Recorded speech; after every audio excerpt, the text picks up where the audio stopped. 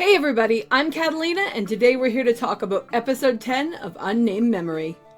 There are a variety of things that happened in this episode, but there seems to be an overarching theme about choice and consequence. And the first thing that I want to talk about is the idea of choosing life, which I think is a really important aspect of what's going on at this point in the story. We see it the most directly and confrontationally, although not in a malicious way, when Aurelia, the young princess who ends up speaking to Tinasha when she is speaking with Travis, actually comes up and talk comes up about whether or not Tinasha should actually choose to have a child with Oscar. And Aurelia, despite being young, actually points out that even if the child in question would potentially be born a witch, that doesn't mean that he or she would actually not want to be born. I realize witches are female, but a male child would still have magic. Anyway. The point is, the person would still want to be there, and I think that's a really important thing to consider because there are a lot of people, especially in modern day with being able to see how children might progress and stuff with science, actually end up mistakenly thinking that people who would be born with a disability might not actually wish to exist if they knew in advance that they were going to have one. Now, this could definitely take on several different layers of complexity depending upon what condition we're actually speaking of, but there are a lot of people, myself included, who would absolutely tell you that there is no reason whatsoever that the majority of people who are going to have some kind of physical or mental adversity would not still wish to live. It's a rather, hubristic behavior to think that somebody would not want to exist just because there's going to be something that would hypothetically be viewed as society as being an imperfection against them. And in the context of this story, of course, that is what a witch or a magic user is perceived to be by the vast majority of countries within this story's political landscape. And I think that it was really interesting hearing Oscar make these counters to Tinasha as well, but then having this young girl who is 400 years Tinasha's junior actually just come right straight out and say it to her face. But of course, the other thing to consider is the fact that whether or not she chooses to have a child is something that ultimately deserves to be Tinasha's choice. The fact that Oscar has been relentlessly trying to get Tinasha to do that and to be with him and everything is in its own way potentially frustrating. I'm assuming that more so in the source material than what we see here in the anime because there tend to be problems with that in general. This is not quite as point blank as what we've been seeing. It probably has a lot more give and take. It's probably a lot more baby it's cold outside, if you get what I'm saying. She's probably more into it than what we see her put on through the majority of this anime. This episode is actually really different though, because when we come into this episode, we actually see that Tinasha and Oscar have been intimate and that they are naked in bed together. And we actually see something that made me want to throw a remote. And that is Tinasha going to Oscar, I could just be your mistress. Now here's the thing. I'm not upset about this on Tinasha's behalf. I'm not even upset about this on Oscar's behalf. I would be upset about this on behalf of whatever woman unwittingly or wittingly walked into that den of vipers. Because nobody deserves that. That is not right. You don't do that. I mean, it's bad enough and embarrassing enough when somebody is the other woman, or the other man, to be fair, and they don't know. The idea that Tinasha would willingly set it up so that some other woman would end up being involved with Oscar so that she could be his side piece is absolute crap. Miss me with that hot garbage. Get in or get out. Again, as I was saying with choice being the theme, this is another situation where Tinasha needs to make a choice. You're with me or you're not. And we see this choice thing come up again and again and again. It's not just about the choice of whether or not to have kids or the choice of whether or not to be with Oscar. We see children make a choice to go to the witch's tower.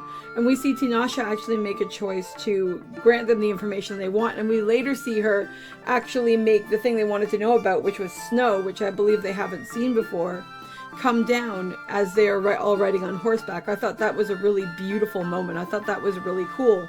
In showing us the interactions between Tinasha and children, we also see that Tinasha as an individual isn't necessarily opposed to the concept of children themselves, but rather she understands what it is to be a witch. She understands what it is to have that longevity, and probably feeling very tired and very I wish I wasn't here herself, she directly or indirectly impacts that onto other people.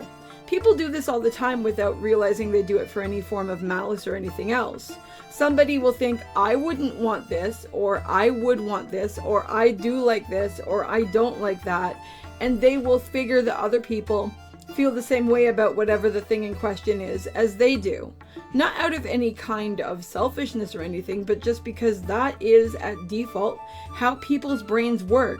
And building up the empathy and understanding to be able to recognize that other people are not going to guaranteedly think like you is a skill that we end up developing over our lives if we actively choose to practice enhancing that ability.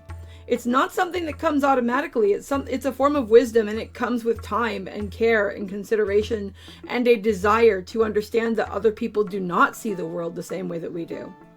And I thought it was interesting to see that be addressed. One of the highlights of this episode, in my opinion, was actually the introduction of Travis, whom I actually really like. He could go very, very bad. He could be very, very good. We'll have to see just what kind of a situation he's going to wind up being. We do know that he is a demon lord, so there is definitely some room for some chaos, some mischief, and some trouble. But he doesn't seem like he necessarily has it out for Tinasha. There's somebody else that does, and we will get to that.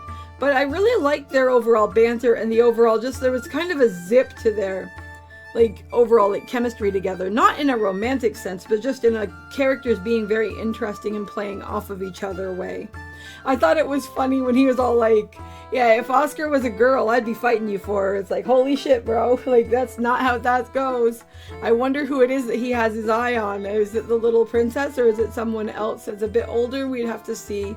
We may or may not ever find that out. But it was an interesting, comment to the side that had my interest, because he just immediately caught my eye and grabbed my attention. That's just the way I roll, I guess.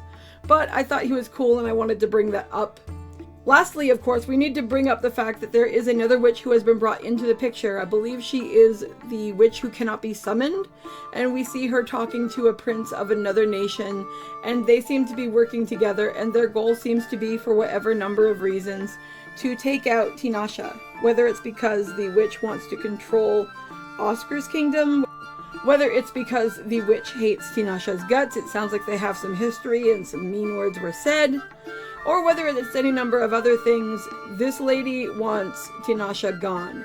Now, I mean, Tinasha's annoying, but I know that being with Tinasha makes Oscar happy, and this is a romance, so ultimately I want to see a positive outcome for them, even if I do find them a bit quirky and annoying. So let's not go there, shall we? Let's see these guys win and get a good end, hopefully. But it was interesting to see her be introduced. I'm glad they introduced her this episode and that they didn't wait any further, because it would start to be getting too close to the end to have something like that go down. But it definitely adds another aspect of intrigue and mystery and potential conflict, and all of those things tend to lead to good storytelling, so we'll have to see just how exactly it goes. The final thing I want to touch on very quickly was at the end, where Oscar is telling Tinasha where she can or cannot go, and that is going to drive her nuts because she is used to being in charge of her own life, and that is definitely not going to be winning him any favors in the marriage situation, I would presume. However, on the other hand, she's going to have to get used to thinking about what he needs and consulting him on things she does if they do end up being together and being partners, because that is part of what it means to be with another person. Anyway, overall I thought this episode was pretty good. I was a bit shocked to see them just 3, 2, 1 get it on and get together. I can see that they're still arguing about the marriage, but I mean, that's the backbone of the series, so that does not surprise me. I'm pretty sure we're not getting an answer either way on that front until episode 12. But I'd love to know what you guys thought of this episode, so feel free to drop a comment below and let me know, and I'll see you guys in the next video. Talk to you later. Bye!